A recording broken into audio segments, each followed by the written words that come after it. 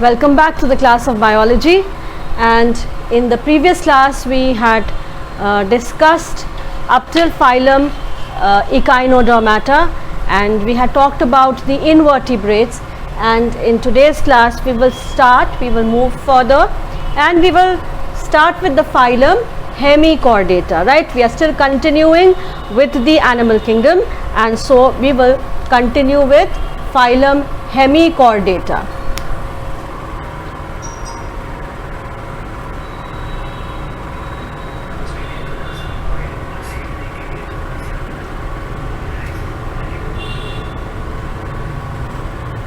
Right. So phylum Hemichordata, it consists of small worm-like marine animals, right? So they are worm-like and they are marine animals, and they show organ system level grade of organization. So the first thing that we know about phylum Hemichordata is that they are worm-like, they are marine organisms, and they show organ system level of organization, right? Marine, then they are showing the organ system level of organization, and worm-like bodies. They are bilaterally symmetrical, they are triploblastic, right? So then they are bilaterally symmetrical and they are triploblastic, right? Bilaterally symmetrical means their body can be divided into two equal halves, mirror images, right, from one plane, and triploblastic means that they have three germ layers, right? Then again they are coelomate, that means they possess the true coelom, so they are coelomate, right? So they are marine, worm-like, and they show organ system level of organization. They are coelomate, bilaterally symmetrical and triploblastic. Now since they are worm-like organisms, so their bodies are soft. So we say that they are soft-bodied creatures, and they live singly, or they may be found in groups on sandy and muddy sea bottoms, right? So they are marine, right? So at the bottom of the sea, which is sandy or muddy, so they may be found in groups over there also, right? They may also be found in open water, right? So marine, either in open water or in the muddy sandy areas at the bottom of the sea. Body is divisible into three regions, right? So if you can refer to the diagram that is there in your book also, right? So the body is basically divided into three regions. If we look at the topmost region, right, so the topmost region here that you see is known as the proboscis, right? So this is one region, the proboscis. Then the region just beneath the proboscis is the collar region, right? So the first region that I labeled is proboscis, right on the top, at the top of the organism, right? Just below that a collar-like part, so that is called collar. And then if you see this long part beyond the collar, this region is known as the trunk, right? So the body of the worm is divided into the proboscis. You can just extend this region. This part is the anus, right? So the major three region is the proboscis, then comes the collar and the trunk. Now they also have paired gill slits, right, and nervous tissue in both dorsal and ventral epidermis. Dorsal and ventral, right? Like when I explained in the previous class, I told you what is the dorsal part and what is the ventral part. If a worm is crawling, then the part that is above is the dorsal region, and the part that is on the sand or the mud is the ventral region. So nervous tissues are found on both the regions, the dorsal as well as the ventral region. And then we also find paired gill slits, right? So gill slits are opening and then they are paired on either side, right? So that is what is meant by paired. Excretory gland is the proboscis gland, this, right? So that is the excretory gland that they possess, and the circulatory system is open type. So that means the blood does not flow in closed vessels. So the circulatory is open type. Right. So proboscis gland is the excretory gland, the circulatory system is open type, and most of these worms are tube dwellers. They possess a hollow pre-oral outgrowth extending from the roof of the buccal cavity, that is the mouth region, into the proboscis region, right? So this region from the buccal cavity in the mouth into the proboscis region, right? Earlier the structure was interpreted as the roof of the as the notochord, right? Now what was referred to as the notochord is, like I told you, most of these worms are tube dwellers and they possess a hollow means empty, pre-oral outgrowth. Pre-oral outgrowth, oral is related to the mouth region, right? Outgrowth is an extension that is formed, right? Now this outgrowth extended from the roof, upper part of the buccal cavity. What is the buccal cavity? That is the opening of the mouth, is known as the buccal cavity, right? So this extended from the roof of the buccal cavity, the upper part of the buccal cavity. If you open your mouth, we have a palate on top, that is called the roof of the buccal cavity, right? And from the lower part in our mouth, the tongue arises, right? So I'm sure by now you must have got to know what is the roof of the buccal cavity, right? So now this particular outgrowth, which is said to be the pre-oral outgrowth, it extended from the roof of the buccal cavity into the proboscis region, into this region. Now this particular outgrowth was earlier thought to be the notochord, right? If I am saying it was earlier thought to be the notochord, it means now it is not, right? So later studies showed that it is actually the buccal pouch, a pouch-like structure that was formed as an outgrowth in the buccal cavity, right? So that is known as the buccal pouch and it is not the notochord, right? So that is why they are grouped under, this animal is grouped under phylum Hemichordata, right? So earlier it was chordata as a term related to the presence of notochord, right? So earlier it was thought to be the notochord, right? Now since it is not a notochord, so this organism is grouped under a separate phylum. I mean many like this, Balanoglossus, Saccoglossus, these are the two examples of this phylum Hemichordata. So they were given a separate phylum, right? Sexes are separate in them and fertilization is internal, right? So sexes are separate and fertilization is internal.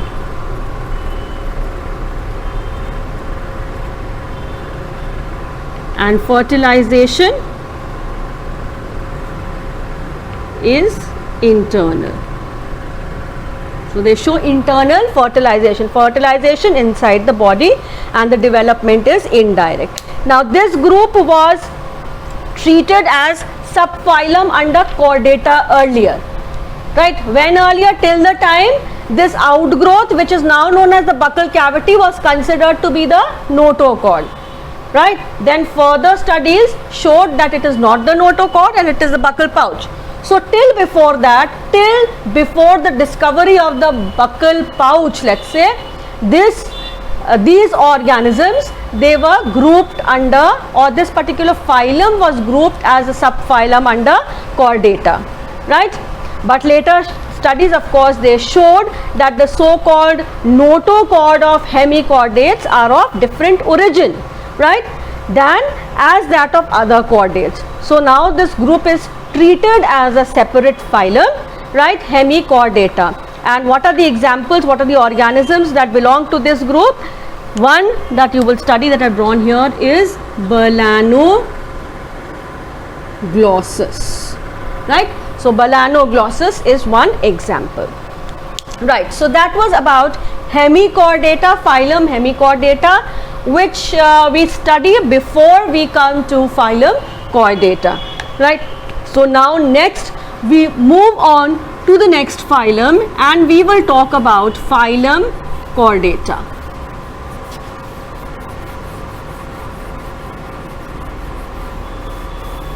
So Hemichordata, earlier it was thought that a true notochord is present. Later it was discovered that that structure or that outgrowth is not a notochord, but it is just a pouch like formation with a different origin. The origin of the notochord in chordates and the origin of this particular structure are different. So this was given a separate phylum and now it is not grouped under phylum Chordata. So now we move on to the next phylum, that is phylum Chordata, right? So phylum Chordata consists of bilaterally symmetrical organisms, right? So all the organisms that belong to phylum Chordata are bilaterally symmetrical, right?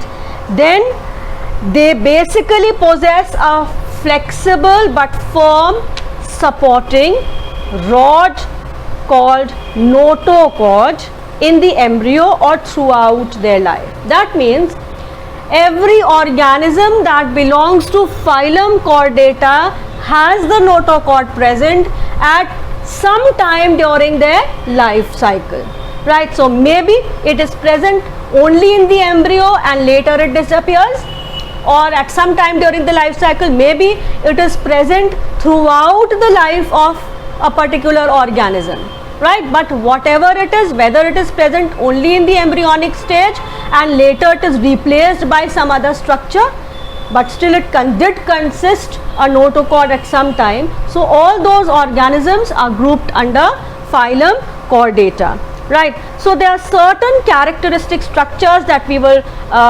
study about in phylum Chordata, basically, or we can say essentially what are the structures present in all the chordates, right? So the chordates are sharply distinguished from non-chordates in the presence of a dorsal hollow tubular nerve cord. We'll do this in detail. Presence of longitudinal supporting rod-like structure, that is the notochord, then a series of pharyngeal gill slits, right? So these are some of the important structures. So we come to the first important or essential structure present in all the chordates is the presence of a notochord, right?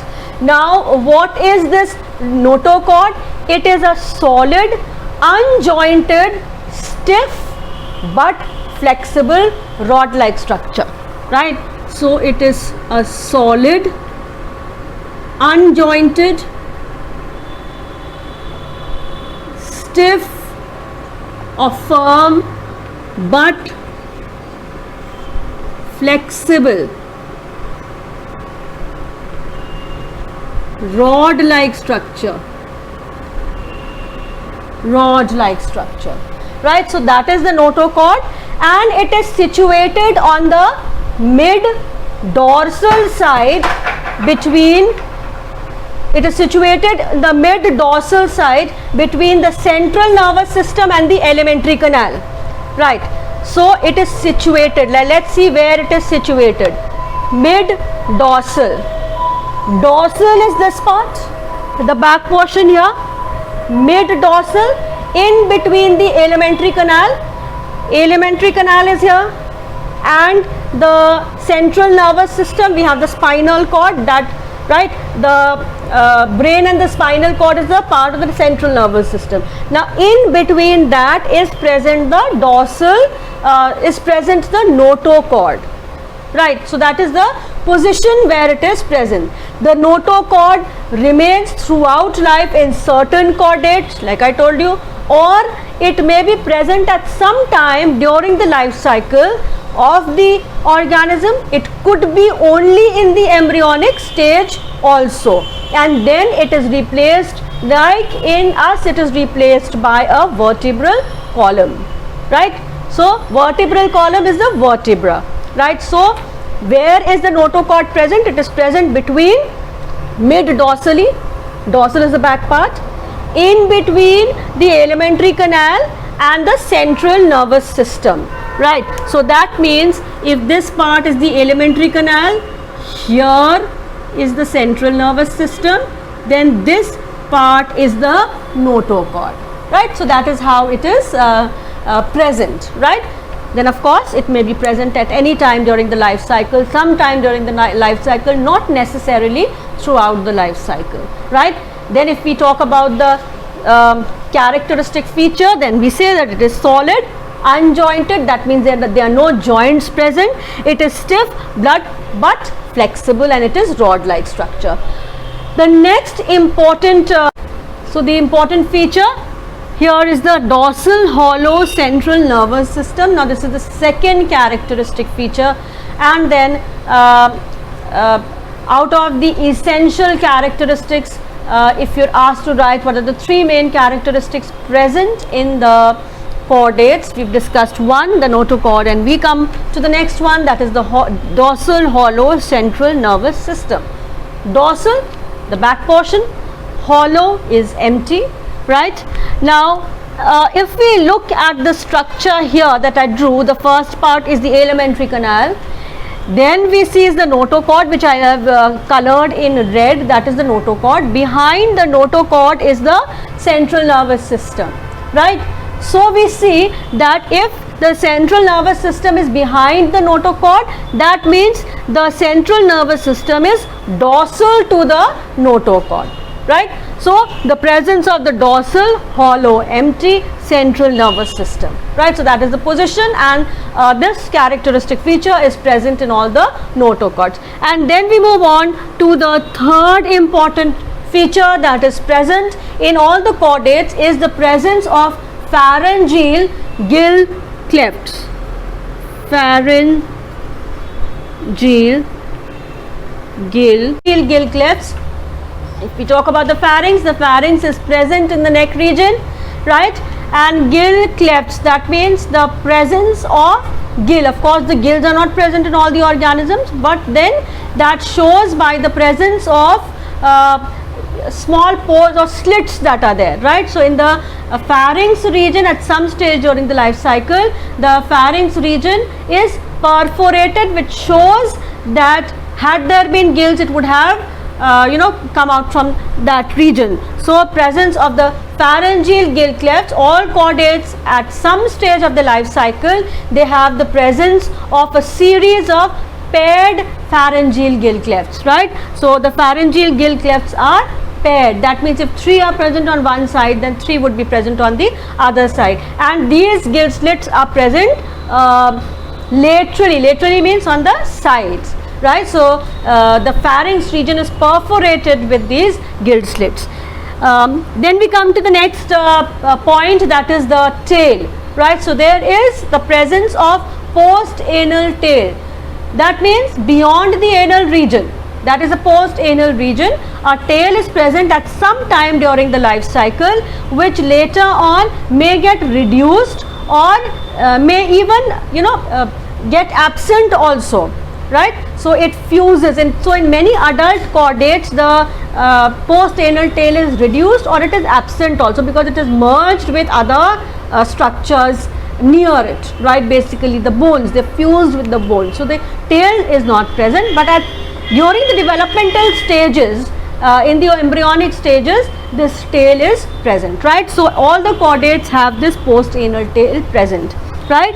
Then if we look at the position of the heart, right?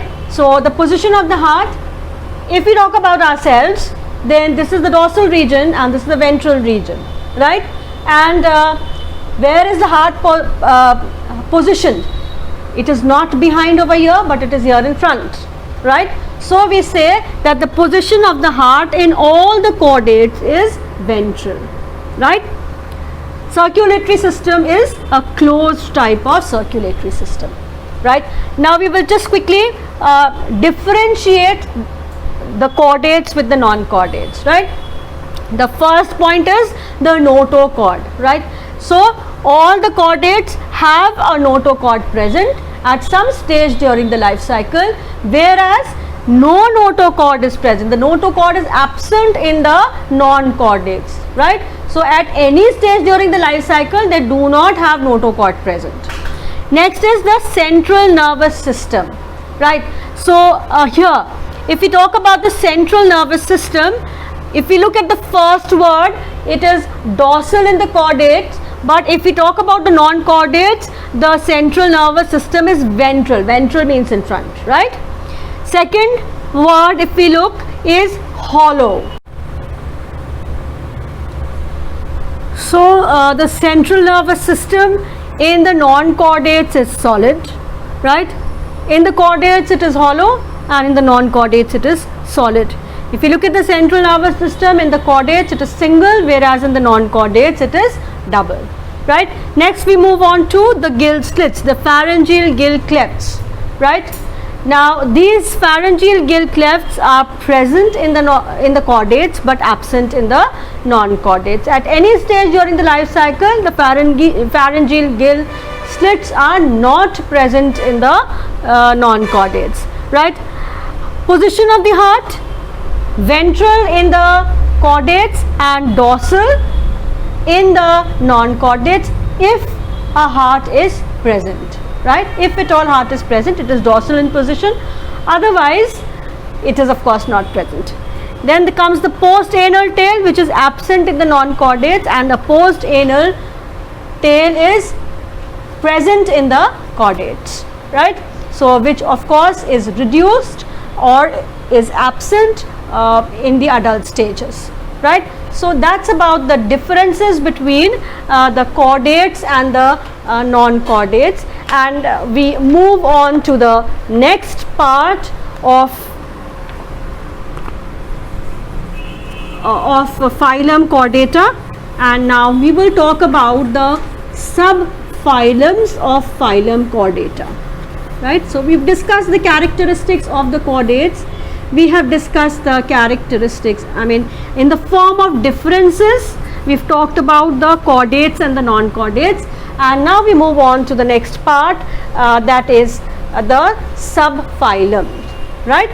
We were talking about phylum Chordata, and now the phylum Chordata is further divided into Urochordata and Cephalochordata, and one very important phylum that we will do in detail is subphylum Vertebrata, right? So the phylum Chordata is divided into, we will talk about the first subphylum, that is subphylum Urochordata.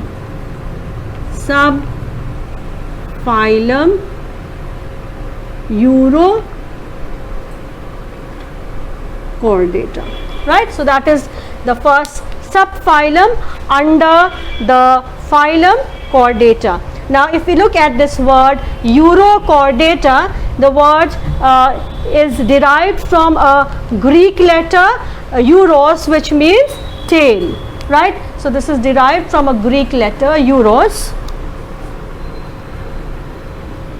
Greek word euros, which means tail, right? And chordata means the presence of notochord, right? So that means that the notochord in these particular organisms which belong to the subphylum Urochordata, the notochord is present in the tail region, right? So the notochord is present in the tail region, that is why it is Urochordata, right? This phylum is also referred to as Tunicata, right? Subphylum, sorry, the subphylum is also referred to as Tunicata. Now why is it called Tunicata? Is because if you look at the adult body, it seems that it is enclosed in a tunic like cover, right? So that is the testa actually, and it is a tunic like cover, that is why it is also referred to as tunicata, right? So the animals belonging to this particular phylum, their body, adult body is asymmetrical, they are sac-like, that is why tunic-like. We said if you look at the structure, it is something like this, a whole sac-like structure is there, right? So this sac-like structure looks like a tunic or a covering, right? So tunicata, body, adult body is asymmetrical, sac-like, enclosed in a leathery test or a tunic, right? There are no traces of notochord in the adult, right? So we say that the body is asymmetrical, right? And no, in adults, no notochord is seen, right? The notochord is not present in adults. There is no nerve cord present in adults. In adults, no nerve cord also. We talked about the dorsal hollow nervous system, right? Right. So, but then a tail is supposed, the notochord is supposed to be present in the tail region at some time during the life cycle, right? The larvae of Ascidian tadpole possess notochord, pharyngeal gill slits, they possess dorsal tubular nerve cord and segmental myotomes, post-anal tail, retrogressive metamorphosis is also shown, right? So the gill slits in adults is multiplied to form large filters feeding the pharynx, right? So that is there. So again here it says here the notochord is present only in the tail of the larva, hence it is urochordata. That means if I am writing here that adults, they do not have a notochord, but still they are grouped under the phylum Chordata, that means a notochord must be present at some time during the life cycle. So here the larva, in the larval stage, the notochord is present in the tail region, right? So that is why they are urochordates, right? Next, after urochordates we come to the next phylum, and the next phylum is Cephalochordata, right? We've talked about urochordata, and now we move on to the next phylum, which is Cephalochordata. If we talk about the word cephalo, which cephalization also we talked about in the previous class, and I told you if this word cephalo is there, then what does it mean? It is something related to the brain, right? So next we move on to the next subphylum, Cephalochordata, right? That is the next phylum, Cephalochordata. And if we look at Cephalochordata, again derived from a Greek word cephalos, which means head, right? Greek word cephalos, which means head, right? And then chordata, of course, the presence of notochord. That means the notochord extends up to anterior end of the body, hence the name Cephalochordata, right? So they are fish-like animals showing all recognizable chordate features, right? We talked about the 4 chordate features. These are the recognizable chordate features. The body is fish-like, right? So the body of all the cephalochordates is fish-like body, right? They have a fish-like body. Notochord extends the length of the body in larval and adult stages. That means whether it is the larval stage or it is the adult stage, the notochord extends right up till the anterior part of the body, up till the head. So from there the name Cephalochordata is there. Dorsal tubular nerve cord also extends throughout the body length. Then pharyngeal gill slits are numerous and they are better developed and more segmental, right? So all the characteristic features which are recognized to be present in subphylum Chordata is present in subphylum Cephalochordata, right? And now we move on to the third subphylum.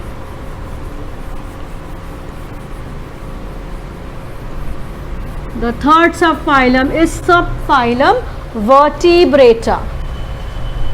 Subphylum Vertebrata.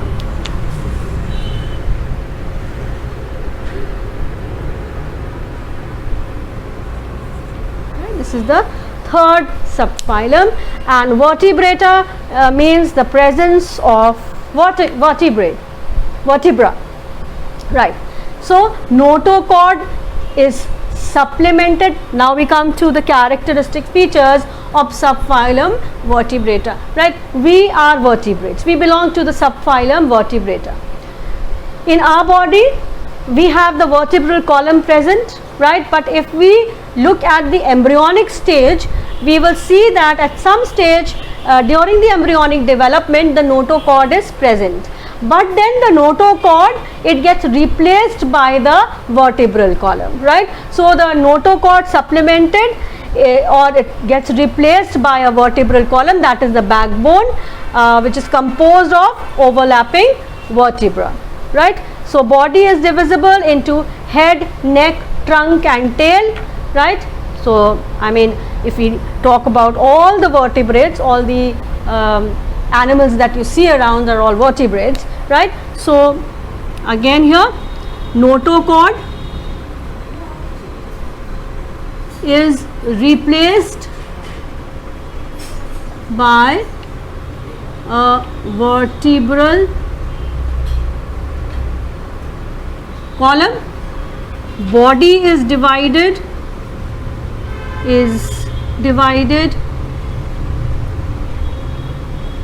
into head, neck, trunk and tail, right? Tail may not be present at all, but then well developed central nervous system including the brain. So CNS is well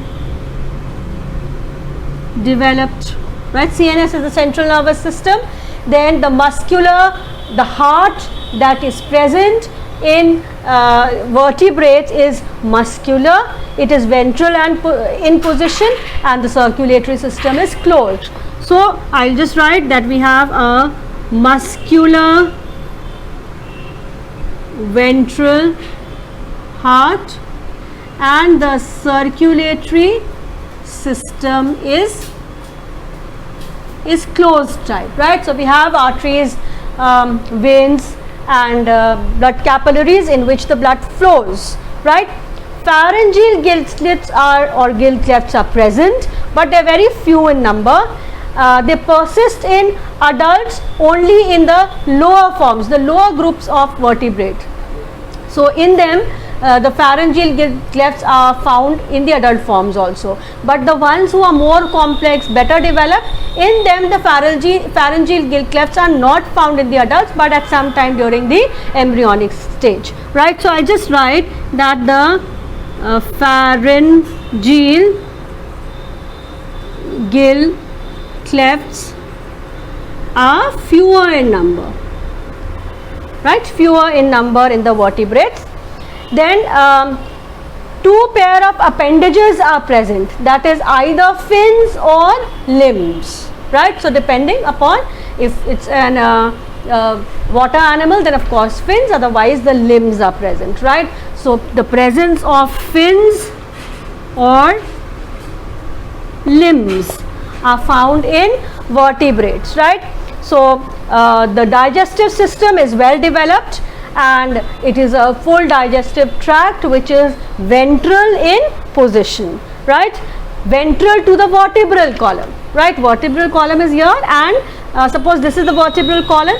In front of the vertebral column is present the alimentary canal or the digestive tract, right? So the digestive tract is ventral in position. The digestive tract is ventral to the vertebral column, right? Then kidneys are for excretion and osmoregulation. So the excretory organ are the kidneys. So kidneys are present as an excretory system, right?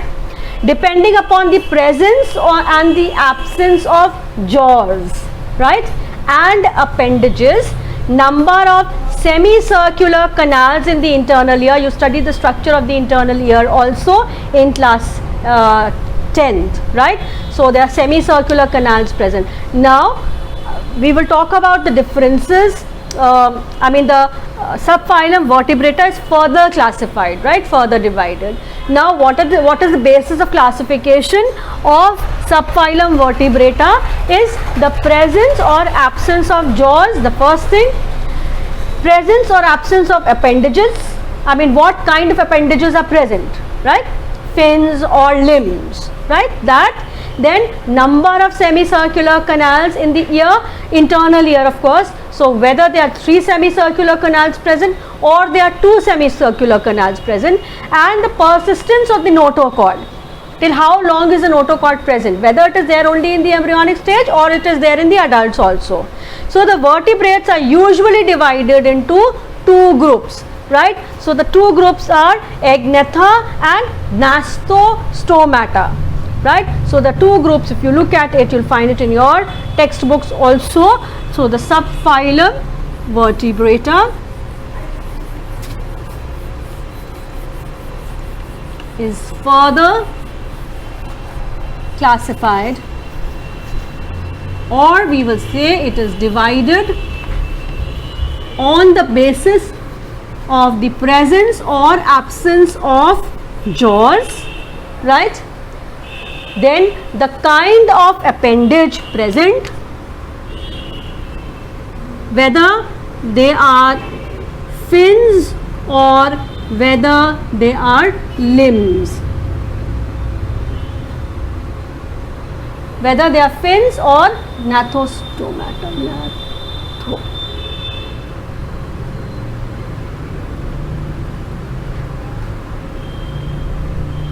Right, whether they are fins or limbs, the number of semicircular canals present, whether there are 3 or 2 semicircular canals present, or in the internal ear, and the persistence of the notochord. So they are divided into 2 groups, or the division is into 2, Agnatha and Gnastostomata. So Agnatha are the ones that lack jaws.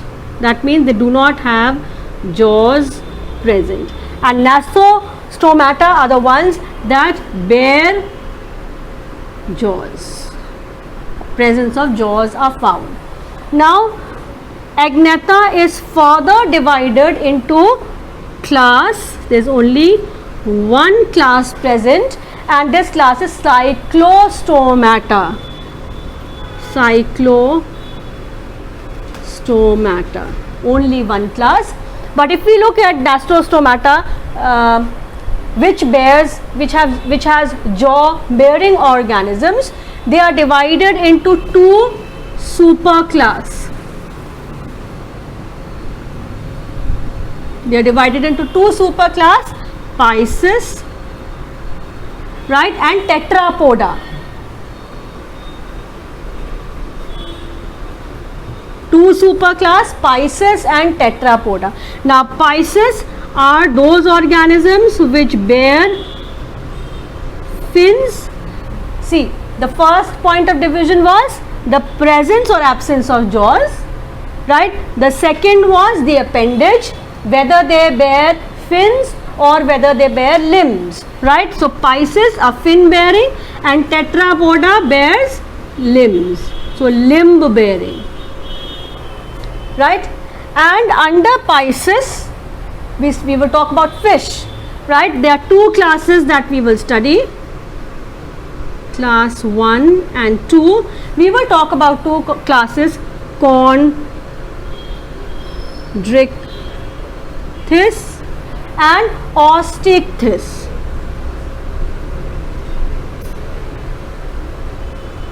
Right, Chondrichthyes and Osteichthyes. If you remember studying about fish in the lower class, you must have studied about cartilaginous fish and bony fish. right? So these are the two classes, right? So cartilaginous fish is chondrichthyes and bony fish belongs to osteichthyes, right? Then limb bearing, the ones that bear limbs. What are the limbs? Here our hands are the limbs, legs are the limbs, right? Forelimbs and hind limbs we have. So here it is divided into 4 classes. Amphibia, if you remember talking about frogs, right?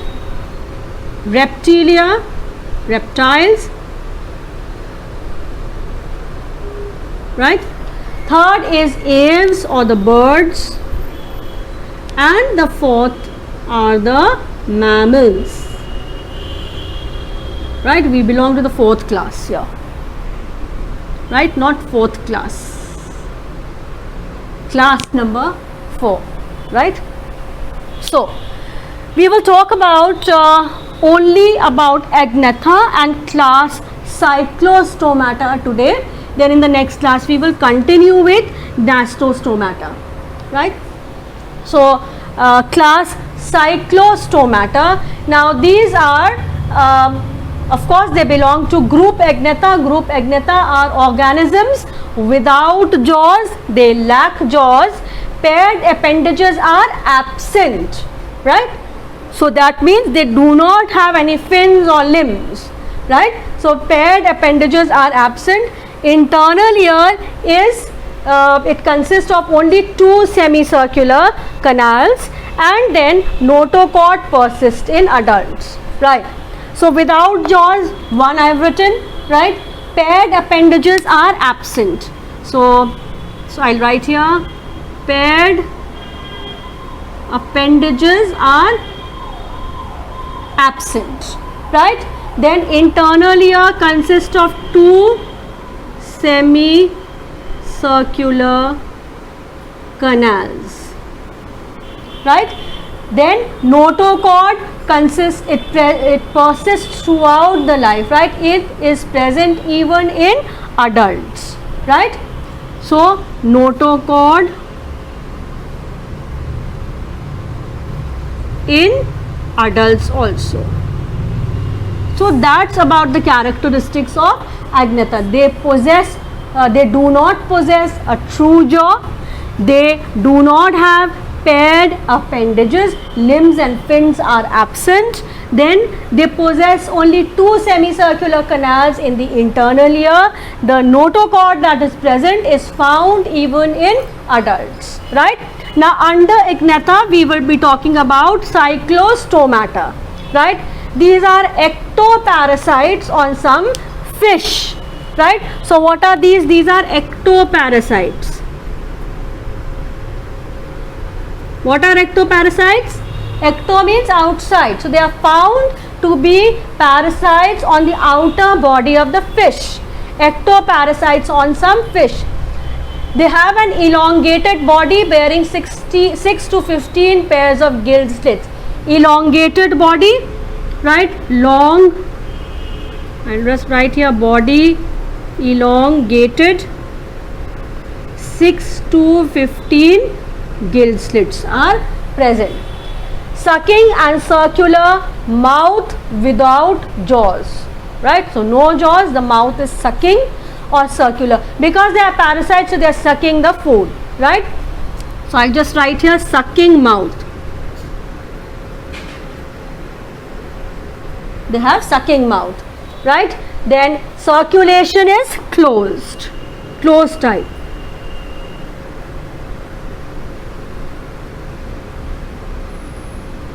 So they show closed type of circulation. They are marine, but they migrate for spawning to fresh water also. And after spawning, within a few days, they die, right? So their larvae, after metamorphosis, they return to the ocean, to the sea, back to the sea. Petromyzon or lampreys are the examples of Cyclostomata, right? So petromyzon or lampreys, they are known as lampreys. So I'll just write here lampreys.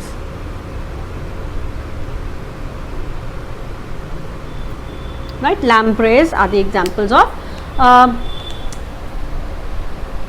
Cyclostomata, right? We'll talk about the characteristics of group Gnastostomata, right? So Gnastostomata, they bear true jaws and paired limbs are also present, right? So I am writing about their characteristics here. Number 1, they possess true jaws. Number 2, they possess paired appendages, right? Presence of paired appendages. Paired appendages are also present. Internal ear has, third point, they have 3 semicircular canals in the internal ear, right? Agnatha, they have only 2, and here they have 3 semicircular canals. Notochord is replaced by the vertebral column, right? Notochord is replaced by vertebral column, right? So the group Gnastostomata, as we just now studied, is divided into 2 superclasses on the basis of kinds of appendages present, right? Now we know that all the organisms that belong to this group Gnastostomata, they have paired appendages present, right? Pair means 2 in, 1 pair means 2 of the same kind, right? So if paired appendages are present, then what kind of paired appendages are there?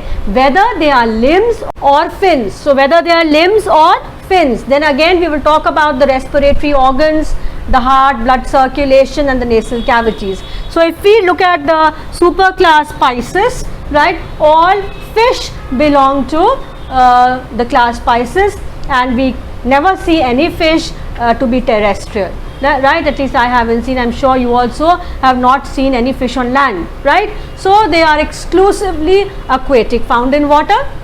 They have paired limbs, and their paired limbs are fins. So if the paired limbs are present, then they are fins. Skin is moist. If you have touched the skin of a fish, you will find that it is moist, and it has scales. As small children, when you drew fish in the smaller classes, you must have drawn the scales of the fish also, right? So the skin of the fish is moist and it possesses scales, so it is scaly.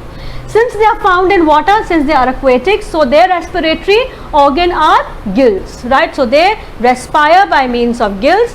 The heart that they have is 2-chambered heart, right? And it contains only the venous blood.